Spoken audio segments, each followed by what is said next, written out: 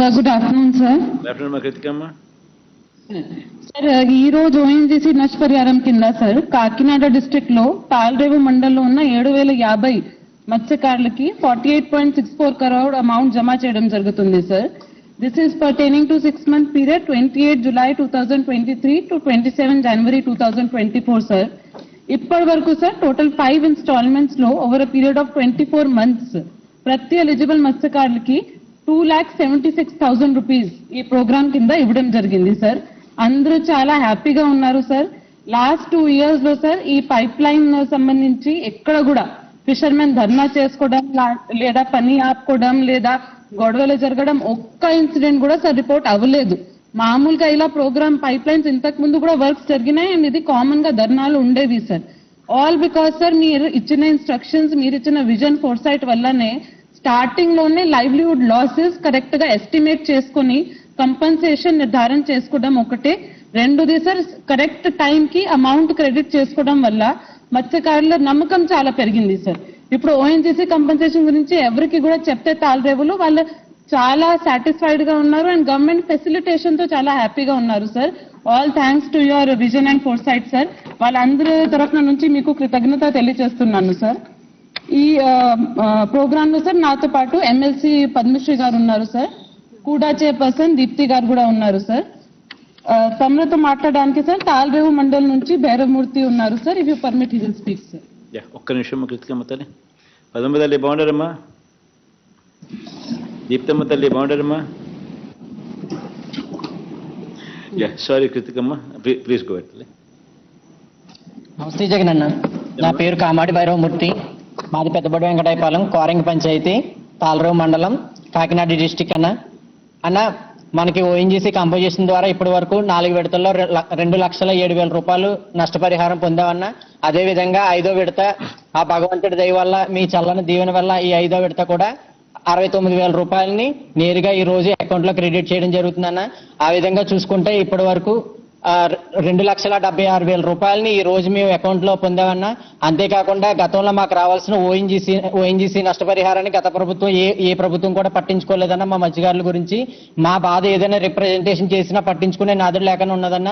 ఆ రోజు మీరు ఏదైతే 2019లో మాట ఇచ్చారో మన ప్రభుత్వం వచ్చిన తర్వాత 6 నెలల్లో మీకు అందరికీ కూడా డబ్బు జమ చేయడం జరుగుతుంది, బకాయి రిలీజ్ చేయడం జరుగుతుందని ఏదైతే మాట ఇచ్చారో ముమ్మిడివారంలో మీటింగ్ అరేంజ్ చేసి ఆ మీటింగ్ లో మా సతీష్ అన్న గారు మీరు కలిసి 47,500 రూపాయలని నేరుగా మా అకౌంట్ లో క్రెడిట్ చేశారన్న.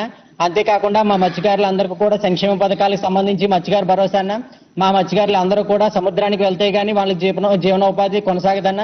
అటువంటిది ఆ బ్యాన్ పీరియడ్ లో ఆ 2 నెలల్లో కూడా చాలా కష్టాల్లో వాళ్ళ పరిస్థితి చాలా దీనంగా ఉంటదన్న. అటువంటి పరిస్థితులు మీరు అర్థం చేసుకుని మన ప్రభుత్వం వచ్చిన తర్వాత గత ప్రభుత్వంలో అయితే కేవలం 4,000 రూపాయలు మాత్రం ఆ 2 నెలలకి ఇచ్చేవారన్న. మన ప్రభుత్వం వచ్చిన తర్వాత దాన్ని 4,000 నుంచి 10,000 రూపాయలు చేసి దాన్ని పెంచి 10,000 చేసి ఇచ్చారన్న. నేను ఇప్పటి వరకు 4 విడతల్లో మన ప్రభుత్వం వచ్చిన తర్వాత 4 విడతల్లో 40,000 రూపాయలు లబ్ధి పొందానన్న.